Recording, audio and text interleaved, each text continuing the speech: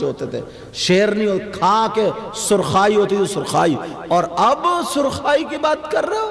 اب تو وہ لال کلر لگانا پڑ رہا تاکہ لوگ بڑی سرخ ہے. سرخ ورخ نہیں ہے، کچھ بھی نہیں ہے. اچھا بولے ہے کہ نہیں ہے؟ اب تو وہ پاندان لیے گھوم رہی ہے کئی کلر کے. کئی قاری صاحب ایک جگہ ہم گئے شادی میں، پروگرام میں جب گئے شادی میں، نام نہیں بتاؤں گا اس میں آ جاتا. جب ہم گئے پروگرام میں انہوں نے روک لیا، بولے سرکار بس صبح چلے جانا سرکار، صبح فجر کی نماز پڑھا کے. میں نے کہا ٹھیک ہے. تو جب میں پہنچا نا وہاں پہ تو میں تو ایسے ہی پہنچ گیا. وہاں ہمارا اعلان ہو رہا تھا کہ سید صاحب آ رہے ہیں، آل رسول. وہ سمجھے کہ کوئی بہت بڑے ہوں گے، 2-4 ادھر ادھر گھومتے ہوں گے. میں جا کے 4 پہ بیٹھ گیا. تو ایک عورت نا وہ پاندان لیے گھوم رہی تھی. پاندان میں سمجھا بیچاری پان ان کھائے گی، مجھے کیا پتا. تو اس نے دیکھا بلب کے سامنے بیٹھ گئی. جب اس نے پاندان کھولا تو اس میں کئی ڈبیاں اس نے نکالی، کئی کوچی اور رنگ ملایا کئی طریقے کا ملا کے، اور منہ کو پوتنے. ارے میں نے کہا تو کچھ اور ہے. وہ منہ کو پوتنے لگی. اب اس نے منہ کو پوتا، پھر برش نکالا منہ کو، جیسے جوتے کی چمک پیدا نہیں کرتا، رگڑ کے ایسے رگڑ کے چمکا رہی ہے. منہ کو رگڑ کے. میں سمجھ گیا ان کو ہو بڑی خطرناک ہے یہ. تو مجھے کیا پتا. ارے سانولے رنگ کی تھی، 10 منٹ نہیں لگے نری بھوری ہو گئی. وہ 10 منٹ بالکل چینج، 10 منٹ میں بدل گئی. میں نے کہا اب تو کوئی اسے پہچانے گا ہی نہیں. اس نے پتہ نہیں کون سا لگایا نا. لگانے کے بعد اب اس نے نکالا ایک برش. تو میں سمجھا نا دانت مانجے گی شاید. تو اس نے برش توڑی. یہ جو آنکھوں کے پلک ہوتے نا، یہ پلک اس کو ایسے لگا رہی تھی. میں نے کہا یا اللہ، یہ 2 دن ہو گئے بال نکلے اور یہ تو پلک بھی نہیں چھوڑ رہی. اب اس نے لاسٹ میں نکالی پینسل. تو میں سمجھا لکھے گی کیا لکھا کیا نہیں. تو وہ لکھ نہیں رہی تھی. یہ جو ہوٹ ہوتا نا، ہوٹ اس کا بارڈر بنا رہی تھی. تو اس وجہ سے کہ ادھر کے ادھر لال ہی نہ لکھے. ارے میں نے کہا کم وقت کہاں جا کے مرے گی تو. میں نے کہا ہو کیا گیا. اس نے یہ بارڈر بنا لیا، بارڈر. میں نے کہا آج ہونے دو تقریر ایک بڑھیا اور اس کا پاندان. آج موضوع یہی رہے گا. توبہ حالات ایسے. آدھے منٹ، آدھے گھنٹے میں تم پہچان نہیں پاتے اس کو. آدھے گھنٹے میں. اللہ الصمد. اب امام صاحب آئے، بولے چلیے سرکار، 8 10 20 آدمی جتنے بھی ہوئے چلیے. صاحب ہم نے صافہ باندھا، وضو بنایا، صافہ باندھا، پہنچ گئے. اب تو بوڑے چکر میں یہی. تو میں نے کہا تمہارے گھر میں ایک بڑھیا اور پاندان ہے، اور یہاں سے موضوع لے کے جب چلا ہوں میں اور جب تقریر کی، اب وہ میرے سامنے نہیں پڑی دکھائی. تو یار اندازہ لگاؤ، یہ نقلی خوبصورتی ہے، یہ نقلی حسن ہے، یہ نقلی کیا بولیں گے اچھا پن ہے. اصلی پیدا کرو یار، اصلی پیدا. جو کھائے پیے ہوتا نا اس کی سرخائی الگ ہوتی ہے. اب تو 2 مہینے شادی ہوئے، آنکھوں کے نیچے اندھیرا آ رہا، چکر آ رہے ہیں، گالوں میں گڈھے، آنکھیں تیرا رہی ہیں اور ڈھولتے پھر رہی ہیں. صاحب ایسے ارے کیا ہو گیا. یہ 15 سال کے بچوں کا لیور خراب ہے، کھانا ہی یہ کھانا. ان سے پھاوڑے چلواؤ.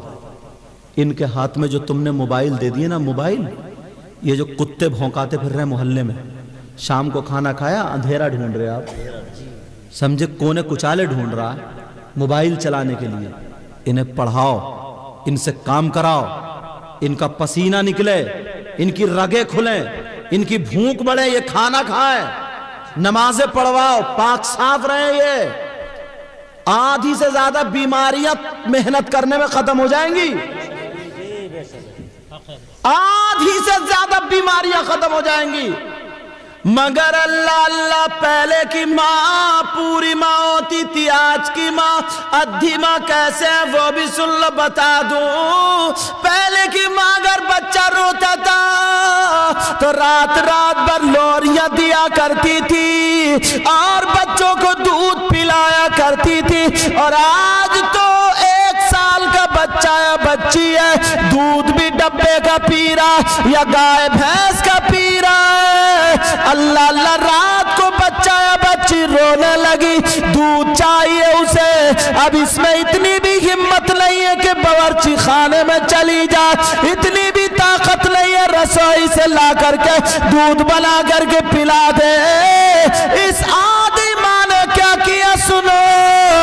वो दूध लेने नहीं गई, मगर तकिए के नीचे जो इतना बड़ा मोबाइल रखा है, इतना बड़ा मोबाइल तकिए के नीचे से निकाला और मोटू पतलू लगाए और बच्चे के सामने रख दिया। अब बच्चा देख रहा है उसे कि ये है क्या, मेरे अब्बा तो है नहीं है। चक्कर में डाल दिया इस माँ ने 1 साल के बच्चे को। फिर ध्यान लगा रहा, कह रहे अम्मा होंगी, कह रहे नहीं नहीं अम्मा भी नहीं है। भूल गए बेचारा दूध को भी, भूल गए अम्मा अब्बा को मोबाइल में। सुबह 1 साल का बच्चा क्या जाने गाना क्या है, नात क्या है, तकरीर क्या है, मगर चुप गया, कुछ तो ध्यान लगा रहा वो। उसकी आंखें बर्बाद कर दी इस माँ ने अपने चक्कर में। इसको माँ कहोगे? आधा इसने पाला और आधा मोबाइल ने पाला, इसलिए अद्धी माँ है तकिए के नीचे। समझ में आ रही जो मैं इशारे कर रहा था? वरना बच्चों की तरबियत होनी चाहिए यार।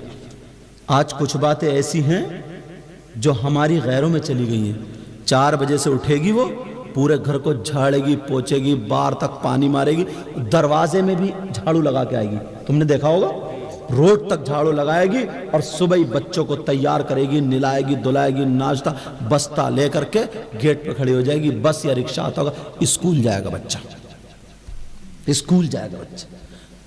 समझे? एक जगह नमाज पढ़नी थी तो देखें यार मस्जिद कहाँ मिलेगी, तो मोहल्ले में बच्चे लड़ रहे थे, गालियां बक रहे थे गंदी गंदी। मैंने कहा ठहर जाओ, यही मुसलमानों का मोहल्ला है, इसी में मस्जिद मिलेगी। बोले क्यों? मैंने कहा देख नहीं रहा बच्चों की हालत। तो वाकई जब ढूंढा तो एक मस्जिद थी, मस्जिद मिल गई। अपने आप को हमें संभालना चाहिए, अपने आप को सुधारना चाहिए। हजरत निजामुद्दीन की माँ रो रही है, दुआ कर रही है, मौला मेरे बच्चे को भेज दे। हवा का झोंका आया, बच्चा आ गया, माँ मैं मौजूद हूँ। माँ ने कलेजे से लगाया, उनसे पूछा गया वो चादर कौन सी थी? वो निजामुद्दीन की माँ, वो खुद कहती है कि जिंदगी में कभी मेरा सर नंगा नहीं हुआ, चादर मैंने सर से नहीं उतारी। एक दिन ताज्जुद के बाद मैं कुरान पढ़ रही थी, मुझे नींद आ गई, टेक लगा ली, नींद के झटके में चादर सर से उतर गई।